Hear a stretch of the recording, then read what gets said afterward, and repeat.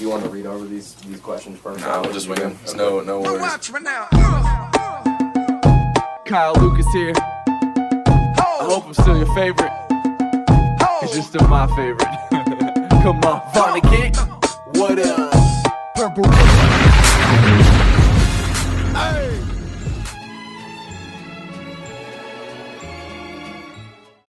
It feels great. I mean, it's a little overwhelming at times, but I've been signed for like 2 years, so kind of the novelty and the allure, you know, the whole like the magic of it just kind of worn off, and so now it's like, you know, let's fucking make some shit happen. Right. So now it's like, now, you know, now the pressure sits in where it's just like, now we need a single, you know, we need to be successful.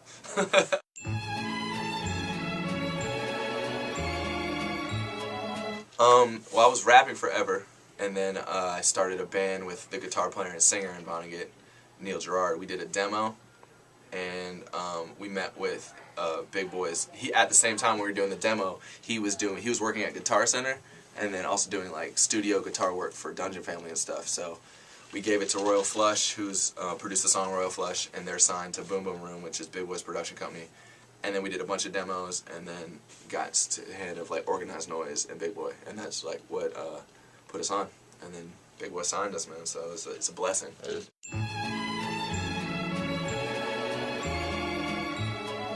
Man, as far as rhyming or musical, it would have to be. I was like obsessed with like AZ, Nature, Nas, the whole Firm thing in New York. Cannabis was like a huge inspiration. And then, like, goes without saying, Outkast.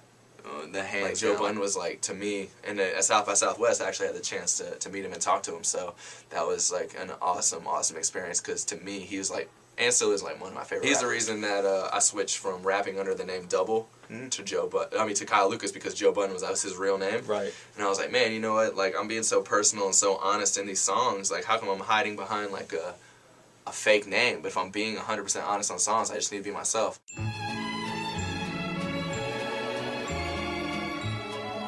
Man, we bumped into each other at a gas station or something, wasn't it? Like, I used to sell CDs and mixtapes, and, you know, just used to push myself all the time. And I had one of our shirts with one of our logos on it, and he recognized the logo, and he was working right up the street. Yeah, I worked at a bookstore off Roswell Road in Marietta called Book Nook. I worked there for like 3 years, and he was selling mixtapes at the Chevron, so I would always walk over there on my break. And then we started talking, and we recorded Marietta mixtape. Yeah, at my parents' house. In my bedroom.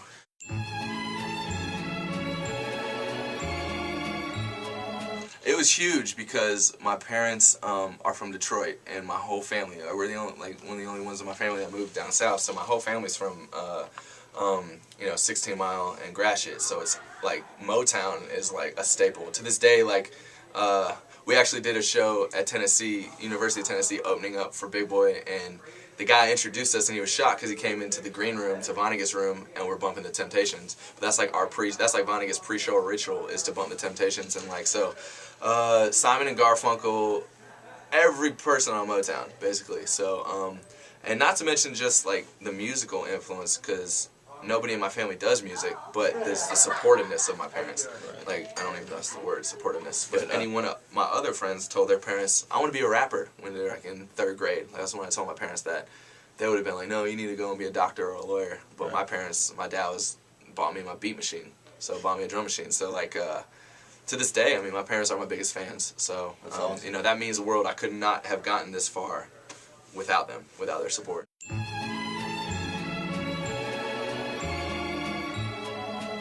Well, Vonnegut was like, I was sick of rapping because I felt like I was running into so many like walls, hitting a glass ceiling with rapping. It's just like, okay, I'll get this beat, I'll rap on it, I'll pass out mixtapes. It's just the scene was dead, and everything was like so mundane. And then there was this group called Gym Class Heroes that came out, and I was just like, and of course the Roots were out by the time as well. So I had seen in high school, I went to see the Roots play a free show at Stone Mountain. And that's when the Seed 2.0 dropped, and I was just like, this is incredible. Not only is Black Thought the dopest rapper, but like the live show is insane.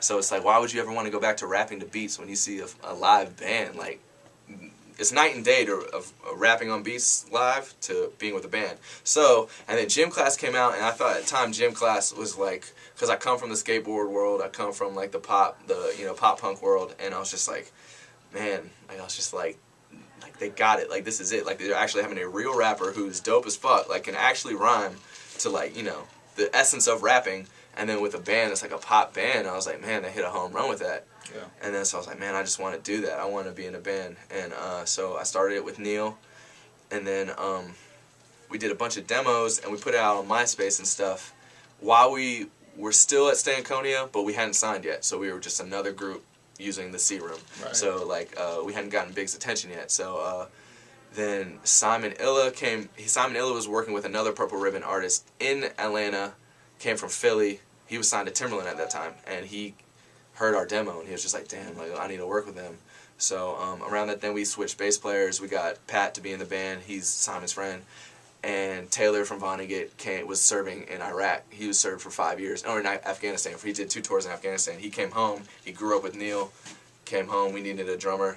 I had a falling out with our drummer, and then that's the lineup now. So it's kind of almost meant to be.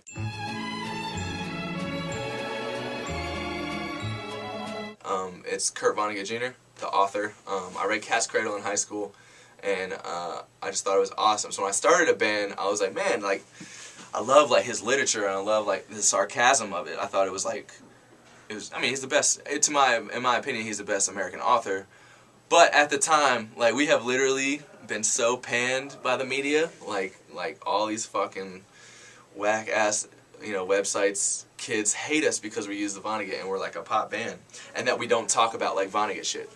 We're not like a fucking like novelty band, so we're not going to be singing songs about his literature. But people hate it. His daughter reached out to me, Kurt Vonnegut's daughter. We started the name Vonnegut.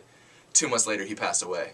So everyone, I mean, we were called Legacy. We were called a Legacy Rape. We were like, to this day, like when we get brought up, that's the first thing they bring up is that we use that name. And I was 21, so I had no idea this is how it works. Like I had never been in the spotlight or affected by the media. Right. I just thought it was a cool name. Right. And so his daughter reached out and was like, I see all the negative press. I'm a fan of your music.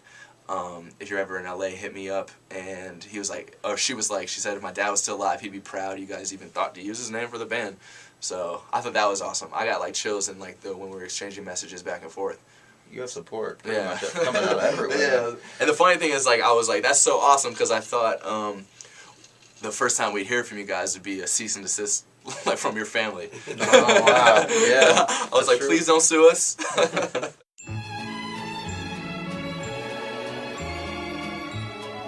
I mean, it's definitely 24/7, but I feel that's how I am as a person. Like, I read an article on a blog once that said, I don't think, because I just put out the Midnight Project, another solo project I do with Captain Midnight. It was like very, 808s and Heartbreaks inspired. It was about a breakup. It was very like auto-tuned over like grimy hip-hop beats. And I remember they said, I don't think Kyle Lucas knows.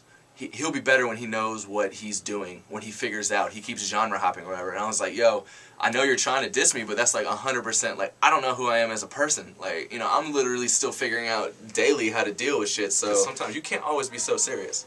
So with Vonnegut, it was definitely, with Vonnegut, it's funny because, like, I come from an MC background, and Neil in Vonnegut, who's the founding member, and we write the songs, we majority started the ideas.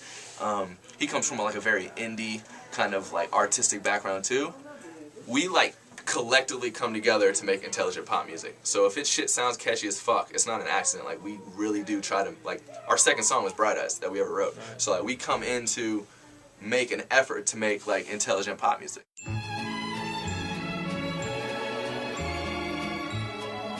Actually, I remember calling him one day, and I think this was like a little bit after we came back. We got deported from England, actually, and we're the only people to get sent back to America. We were kind of of down and out about it, you know, and that was right around the time when he was feeling like he had, like you said, had hit his ceiling with rapping. And I had told him, I was like, man, you should start a band. He's like, man, that's cliche for a white rapper to start a band. I was like, maybe you should start a band though. Like, I think it would be dope if you did it. And then like, it was like, I don't know how long after that, probably a year or so, maybe 2 even after that. Then he called me. He was like, yo, you know, I'm thinking about starting a band, blah, blah. I was like, I think that's a good idea. You should go with it.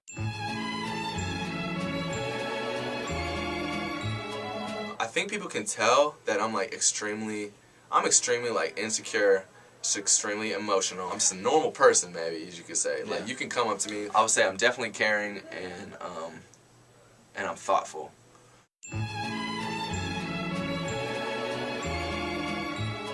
I'm trying my hardest not to throw up. every show, and it's funny because when I'm on stage, people say they never, like, I'm cocky as fuck, and like when I'm on stage, you can never tell. But the build up before going on stage, especially in Atlanta when we sell shit out, and it's our hometown shows because it's our friends, our family, our fans that have known us for years.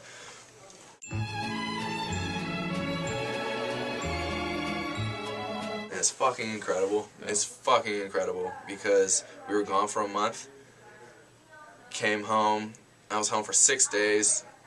Before I even got home, I came straight to the venue. So I came home. Then Vonnegut had our hometown show at Smithsville Bar, and that was just insane. And it's just awesome because, not to mention, we end any show. I don't know if you guys seen a Vonnegut show in Atlanta, but we end with Kilo Ali's "Love in Your Mouth," and we found that nobody knows that song unless you're in Atlanta. Yeah. So that's awesome. It's just, I mean, A-Town shit. I mean, it's who we are. So.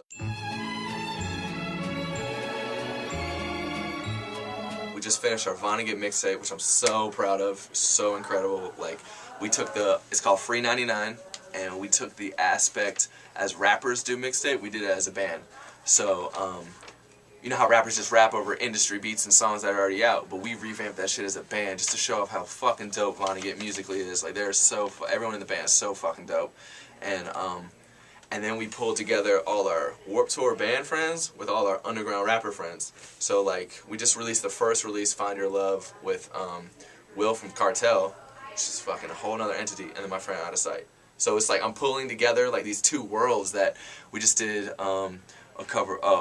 It's not like we're covering, we're revamping the songs. We did Green Day's When I Come Around with Cassidy from Hey Monday, and then I'm rapping on it. So it's like, it's dope, man. So we just finished that.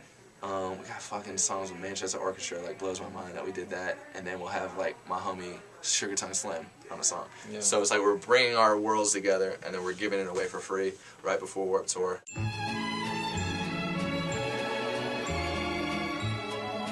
I just want to display my creativity, my lyricism, man. I think a lot of, like, you know, my patterns are complex, and I think a lot of time is missed.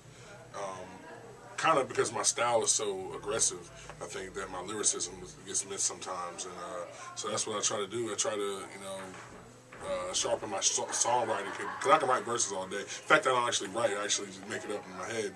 But to me, it's like writing songs is completely different, and a lot of artists don't understand that, and that's why I respect Kyle so much, because really early on he was writing songs, and it's a lot different than what we do when we just, okay, I got a hook and 3 verses. That's a song. It's not really a song. So that's what I do. I try to, you know, now I'm trying to write songs. I'm trying to write, you know, really strong songs that I can listen to over and over again. It's not just like mundane verses, just spitting, you know. So definitely trying to get my lyricism across, and also songwriting, you know, across that.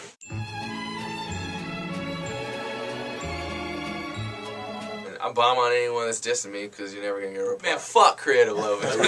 Seriously, fuck creative loafing, and seriously, to spend an hour and a half on the phone with me. I was always told people to switch words around. This dude was my best friend on the phone for an hour and a half, and they put a fucking front page shit, a fucking 2-page spread. They drop off copies at Stankonia. Like, you guys have to get out of this fucking. It's okay to be from Atlanta and break the mainstream. We're not your little secret. Like, it's like, you don't have to hate us just because we're selling shit out creative loafing. You guys aren't doing shit to help anybody but hate. Like, other than that, I love everybody, man. Hit me up. I'm all about. This is a love movement. This is a peace movement. But if you, I mean, come at me with that shit. Say it to my face.